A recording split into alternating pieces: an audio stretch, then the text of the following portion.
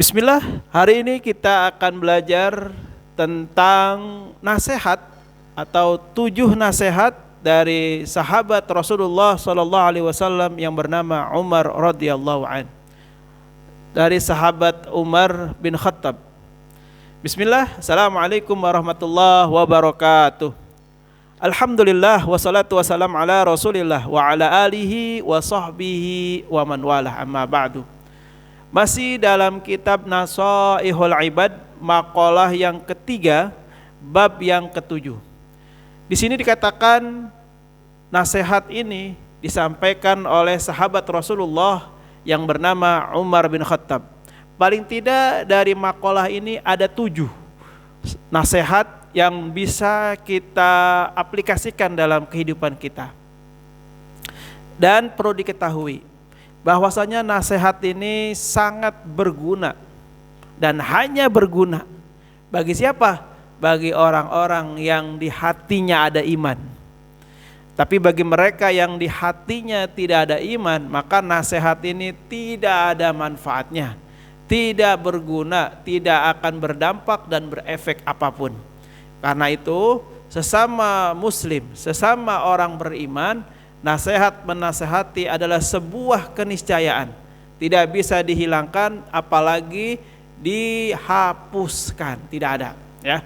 Oleh karena itu dalam rangka watawasau bil haq watawasau bis sabr, mari kita belajar nasihat yang disampaikan oleh Umar bin Khattab. Bismillah, wal maqalatu ats-tsalisah. Adapun maqalah yang ketiga, qala Umar radhiyallahu an, telah berkata Umar, semoga Allah meridhoinya, man kasura dahkuhu qalat haibatuhu.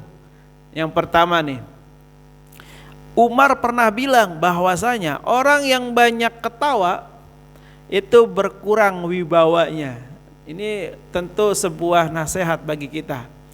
Bukan hanya sebuah slogan ataupun tagline, bukan. Ya. Jadi ini sudah banyak disampaikan oleh para ulama, diingatkan oleh para ustadz, para penceramah, para kiai, bahwasanya orang yang banyak ketawa, banyak bercanda itu nggak ada wibawanya sedikit pun, ya, nggak ada wibawanya. Qala Rasulullah sallallahu alaihi wasallam, iyyaka wa kasratal dhahik fa innahu yumitul qalb wa yazhabu binuril wajhi. Ini Rasulullah pernah menyampaikan bahwa jauhilah oleh kalian banyak ketawa, karena sesungguhnya banyak ketawa dapat mematikan hati dan menghilangkan cahaya wajah. Ya, jadi orang yang banyak ketawa itu wajahnya gelap, ya, tidak ada cahaya keimanan. Itu yang pertama. Yang kedua, waman istakhaffa bin nas ustuhiffa bih. Ya. Barang siapa yang meremehkan manusia, maka dia akan diremehkan manusia. Ini nasihat sangat mengena bagi kita. Betapa orang yang tidak mengorangkan orang lain, atau bahasanya orang yang tidak memanusiakan manusia lain, maka sesungguhnya dia tidak akan diorangkan oleh orang lain. Ya, ini sebuah hukum sebab akibat juga, ya. Hukum kausalitas yang kita ketahui, barang siapa yang menanam maka dia yang memanen. Begitu juga dengan orang yang meremehkan orang. Biasanya orang yang meremehkan orang ini termasuk kategori orang yang sombong. Seperti halnya iblis laknatullah. Kenapa dia sombong? Karena dia meremehkan Nabi Adam alaihi salatu wassalam. Kenapa dia meremehkan? Karena dia beranggapan Adam diciptakan dari tanah. Tanah itu lebih hina daripada api, karena api adalah bahan bakuku, kata iblis. Oleh karena itu orang-orang yang sombong itu akan cenderung meremehkan orang lain. Nauzubillah summa nauzubillah, ya.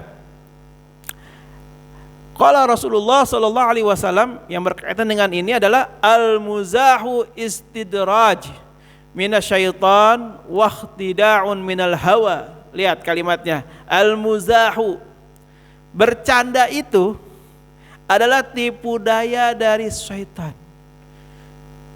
Wa ihtida'un, dan tipu daya dari hawa nafsu. Hati-hati dengan banyak bercanda, banyak ketawa. Nauzubillah ya. Jadi Rasulullah itu memang pernah ketawa, bahkan sampai terlihat giginya. Itu saking lucunya. Tapi dalam keterangan lain nggak ada bahwasanya Rasulullah setiap ketawa selalu sampai kelihatan gigi. Itu nggak ada. Itu hanya beberapa hadis yang mengatakan demikian. Artinya apa? Tidak dicontohkan oleh Rasulullah yang memang sering ketawa. Bahkan Rasulullah itu kalau ketawa sampai mentok-mentok ya, yang saya ketahui itu sampai terlihat giginya doang. Ya, itu udah maksimal. Biasanya Rasulullah itu kebanyakan hanya senyum-senyum. Ya, jadi menertawakannya itu tidak sampai terbahak-bahak. Enggak seperti itu ya. Itu yang kedua. Yang ketiga, waman aksara min syai'in urifa bih. Waman aksara min syai'in urifa bih. Apa itu? Barang siapa yang banyak melakukan sesuatu, maka dia pasti akan dikenal karena sesuatu itu. Ini jelas banget. Orang yang sering menulis, maka dia akan disebut penulis, tukang tulis. Kalau dia sering berbohong, maka dia akan disebut tukang bohong atau pembohong. Apalagi kalau dia sering menyimpan uang atau bagian menerima uang, maka dia akan disebut tukang menerima uang. Karena sesuai kebiasaannya. Itulah karakter manusia yang secara umum selalu menilai seseorang dengan kebiasaan-kebiasaannya. Ini harus disadari oleh kita betapa kebiasaan itu akan melabel, akan beriringan dengan yang kita lakukan. Kalau kita terbiasa infak, kemudian dilihat oleh orang kita memang biasa berinfak, maka orang akan melabeli kita dengan istilah dermawan. Bagus nggak? Bagus. Enak nggak? Enak. Didengarnya enak kalau itu yang bagus. Tapi coba kalau yang jelek, misalnya dia sering kentut, ngumpul kentut, nongkrong kentut mulu dah. Nah, maka identik secara umum orang akan melihat, wah dia mah tukang kentut misalnya. Nah seperti itu. Jadi sesuatu yang sering dikerjakan, maka itu akan melekat kepada orang yang melakukan itu. Maka lakukanlah hal-hal yang baik, hal-hal yang positif, hal-hal yang bermanfaat, sehingga itu akan menjadi label bagi kita sesuatu yang baik, bukan sebaliknya. Terus yang selanjutnya, waman kasura kalamuhu kasura saqatuhu. Orang yang banyak ngomong, maka akan banyak salahnya pula. Biasanya para penceramah, motivator, para khutbah yang sering ngasih khutbah, itu kalau dia banyak ngomong, itu dipastikan banyak juga salahnya. Nauzubillah summa nauzubillah ya. Artinya setiap melakukan sesuatu mohon kepada Allah agar Allah membimbing, agar Allah menunjukkan jalan yang lurus, kata-kata yang baik ya, niat yang baik. Nah, terus doa sama Allah seperti itu. Waman kasura kalamuhu kasura saqatuhu. Banyak ngomong banyak salah. Ini nasihat dari Umar bin Khattab. Ruwiya anna sallallahu alaihi wasallam, bahwasanya Rasulullah pernah meriwayatkan ya, Rasulullah pernah bersabda dalam sebuah riwayat, inna aksaran nas zunuban yaumal qiyamah aksarahum kalaman fima la ya'ni. Ini jelas banget kalimatnya. Inna aksaran nas, sesungguhnya kebanyakan manusia, zunuban, dosa-dosanya pada hari kiamat, aksaruhum, yakni mereka-mereka yang paling banyak itu adalah kalaman fima la ya'ni, yakni banyak ngomong dalam hal-hal yang tidak bermanfaat. Jadi kalau ngomong itu pikir-pikir dulu dah. Ya, karena orang yang ngomong tanpa bermanfaat salah satu penghuni neraka. Ini bukan saya yang ngomong, tapi hadis dari Imam Ibnu Nasr ya. Dan di hadis yang lain dikatakan annahu qal, bahwasanya Rasulullah bersabda, yu'azzabu lisan bi'adzabi la yu'adzibu bihi syai'un minal jawarih fayaqul ya rabbi lima 'azzabtani bi'adzabin lam tu'adzib bihi syai'an minal jawarih. Akan diazab lisan. Ya, jadi lisan itu akan disiksa oleh Allah dengan suatu azab yang tidak akan diazab dengan azab tersebut pada anggota tubuh yang lain. Kemudian si lisan ini berkata, ya Rabb, kenapa engkau mengazabku dengan suatu azab yang tidak diazab dengan anggota tubuh yang lain. Nah ini ya, jadi lisan itu nanti akan diazab oleh Allah dengan azab yang berbeda dengan anggota tubuh yang lain. Mata beda, hidung beda, telinga beda. Cuman bagian lisan ini siksanya berada berat. Sehingga si lisan ini sampai komplain, sampai marah kepada Allah. Ya Allah, kenapa engkau azab aku dengan siksa yang sedemikian perih, sedemikian keras. Sedangkan yang lain enggak disiksa sama saya aku, kata si lisan. Kemudian fayaqul kharajat minka kalimatun balagat masyarikal ardh wa magharibaha fasufika biha ad-dam al-haram wa ukhidha biha al-mal al-haram wa intuhika biha al-faraj al-haram wa ya'izzatihi li'u'azzibannak bi'adzabin law 'azzibu bihi syai'an min jawarih. Rawahu Abu Nuaim.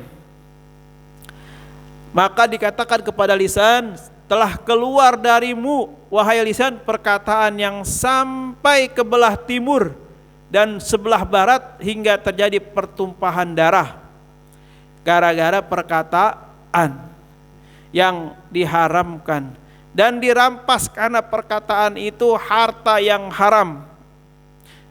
Jadi dari lisan yang jelek tadi, dari lisan yang asal ngomong, itu bisa menyebabkan pertumpahan darah, terjadi perampasan harta, ya, terjadi yang namanya perebutan wanita sehingga terjadi perzinahan. Terus apa lagi? Dengan lisan yang tidak dijaga itu dapat menimbulkan pertengkaran. Demi kemuliaanku, benar-benar aku akan mengazabmu wahai lisan dengan sesuatu azab yang tidak akan aku berikan azab tersebut kepada anggota badan yang lain. Ini hadis sangat jelas memberikan keterangan kepada kita bahwa di antara anggota badan kita yang paling berat siksanya adalah lisan. Oleh karena itu, mari kita jaga lisan kita dari berkata yang tidak bermanfaat, dari berkata yang dusta, dari berkata yang tidak berguna. Semoga Allah menguatkan kita dan menjaga lisan kita. Terus yang selanjutnya yang menjadi nasihat dari Umar bin Khattab adalah yang kelima, Yang kelima, ya betul. Yang kelima, nasihat dari Umar bin Khattab, wa man kasura saqatuhu qal hayauhu wa man kasura saqatuhu qalla hayatuh. Apa itu? Dan barang siapa yang banyak kesalahan dalam ucapannya, maka sedikitlah rasa malunya. Orang kalau udah banyak ngomong, itu udah rasanya enak semuanya. Rasanya itu kayaknya orang terhipnotis sama dia, keenakan ngomong. Makanya orang yang seperti ini nih, yang banyak ngomong padahal itu salah, itu berkurang rasa malunya. Dia tidak bisa lagi mengendalikan dirinya. Nauzubillah summa nauzubillah. Terus wa man qalla haya'uh qalla ra'uh wa man qala haya'u qala wara'u. Dan barang siapa yang sedikit rasa malunya, maka sedikitlah sifat waroknya. Apa itu warok? Warok itu adalah orang yang mampu menjaga dirinya dari perkara-perkara yang subhat, ya, dan terjerumus dari hal-hal yang diharamkan. Itu namanya warok. Jadi orang-orang yang warok ini adalah orang yang dapat menjaga diri dari hal-hal yang diharamkan dan terutama dari hal-hal yang subhat. Mungkin kalau yang haram itu jelas, tapi yang subhat ini rada-rada ribet nih. Tapi orang yang memiliki warok, sifat warok, dia akan mampu meninggalkan yang subhat. Nah, ini hebatnya warok. Wa man qalla wara'uhu mata qalbuhu. Dan barang siapa yang sedikit sifat waroknya, maka itu menunjukkan sedikit juga menunjukkan mati hatinya. Nauzubillah summa nauzubillah, ya. Jadi kalau hati sudah mati, kata para ulama dikatakan, kalau nggak salah Imam Al-Ghazali juga mengatakan, ketika hati itu mati, maka berdoa kepada Allah, minta dikasih hati yang baru. Artinya apa? Sentral dari iman seseorang itu ada di hatinya. Jadi kalau hatinya sudah condong kepada keburukan, kemaksiatan, kemungkaran, maka satu-satunya cara yakni mohon doa kepada Allah agar diganti dengan hati yang baru. Nah, itulah 7 nasihat yang disampaikan oleh Umar bin Khattab, bahwasanya manusia tanpa nasihat akan seperti binatang, jalan masing-masing, salah jalan terus, tersesat jalan terus. Nah, adanya nasihat ini untuk mengingatkan yang lupa, membantu yang tersesat, dan menolong orang yang salah. Dengan nasihat itu bisa mengembalikan seseorang yang tadinya berbuat salah menjadi berbuat baik, yang tadinya lalai menjadi taat. Makanya nasihat ini hanya berguna bagi mereka yang memiliki iman. Nasihat ini memang seperti jamu, diminum itu pahit, enggak enak. Kenapa? Karena nasihat selalu bertentangan dengan hawa nafsu. Ya, setiap nasihat pasti bertentangan dengan hawa nafsu. Kenapa? Karena hawa nafsu selalu menginginkan kemungkaran, menginginkan sebuah kemaksiatan, itu hawa nafsu. Nah, nasihat selalu sebaliknya, membawa orang kepada kebaikan, ketaatan, ketakwaan. Sehingga memang betul bahwa nasihat itu berguna bagi mereka yang memiliki iman. Ya, makanya kita mohon kepada Allah agar Allah senantiasa menjaga hati kita, ya, menjaga hati kita untuk senantiasa memiliki iman, memiliki iman. Untuk apa? Untuk bisa memberi nasihat dan menerima nasihat. Ya, memberi nasihat dan menerima nasihat. Itulah seorang muslim yang sejati, seorang muslim yang benar imannya. Allahu a'lam bishawab. Mudah-mudahan bermanfaat. Hadanallah wa iyyakum ajmain. Assalamualaikum warahmatullahi wabarakatuh.